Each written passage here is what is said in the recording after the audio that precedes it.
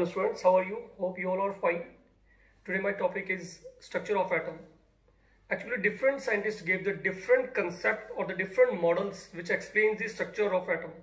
And today I'm going to explain one of that structure or that model, that is a Rutherford model. So today our topic is Rutherford model. Let us consider Rutherford's atomic model. Actually, this model can be explained with the help of Rutherford's gold foil experiment. Actually, what happened in this experiment? In this experiment, a beam of alpha rays or alpha particles get allowed to fall on a thin sheet of gold foil.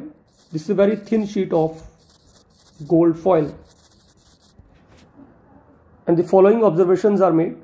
I'm going to magnify this gold foil. Suppose these are the atoms present in the gold foil.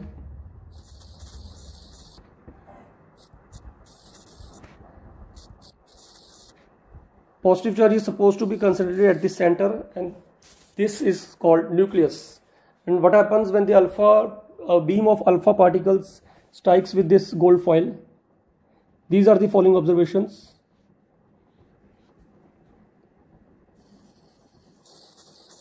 We see that most of the alpha rays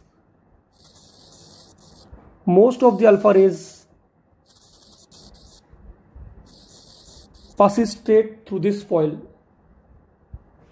And second observation is that few rays get deflected at some particular angle.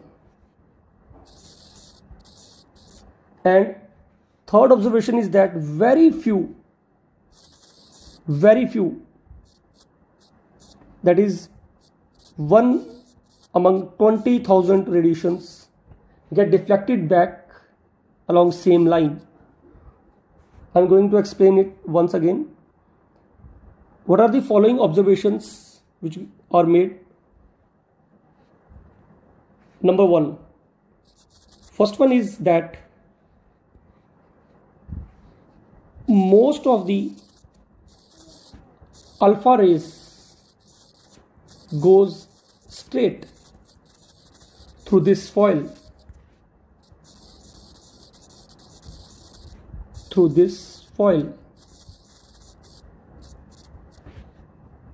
What is the second observation? Second observation is that very few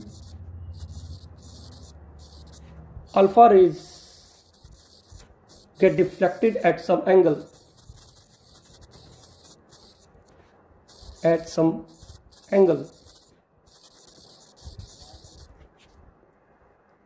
And the last observation is that only 1 among 20,000 rays deflect back along same line.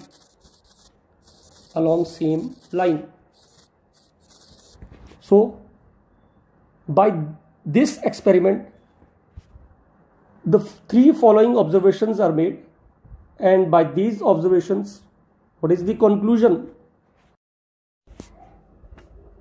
These are the following conclusions.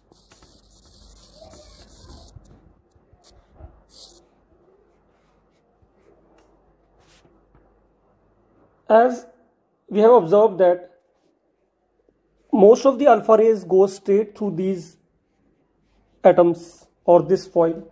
Since alpha particle consists of positive charge particles, alpha rays consist of positive charge particles. So in our first observation, most of the alpha rays go straight through the foil. What it indicates? It indicates that most of the space inside the atom is empty. Most of the space in atom is empty. What is the second conclusion? The second observation is very few alpha particles get deflected at some angle. Very few get deflected at some angle. Why this happens? This happens because alpha rays are positive charge particles and the same positive charge repel each other. It means there is some positive charge which is also present at the center. So first time the concept of nucleus rises. Center of atom contains positive charge nucleus.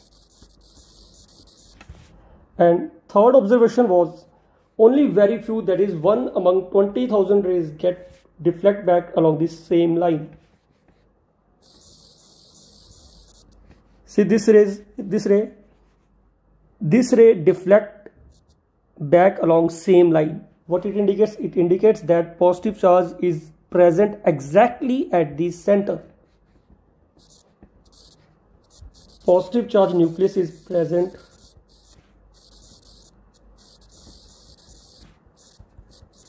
exactly at the center.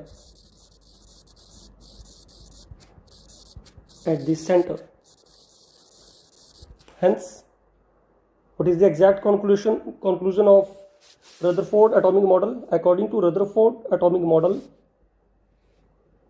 atom is spherical in shape and positive charge nucleus is supposed to be concentrated at a single point, and it is exactly at the center, and the electrons revolves around it. This is Rutherford's atomic model. I am going to explain you what is the limitation or the failure of Rutherford atomic model.